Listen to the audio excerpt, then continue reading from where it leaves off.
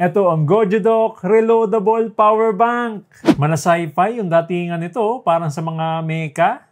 Kung fan kayo ng Transformers o Gundam, magugustuhan nyo to. May button na rin para makita yung battery indicator niya. Tapos, nandito yung Type-C port para ma-charge yung power bank. At the same time, para ma-charge din yung gadgets nyo. Yung Type-C port nito, meron 22.5 watts fast charging. Tapos, preso lang to para lumabas yung lightning para sa mga naka-iPhone. Pero yung best part dito, reloadable siya. Bali 5,000 mAh yung battery nito. Kaya pag dalawang battery, meron ka ng 10,000 mAh na power bank.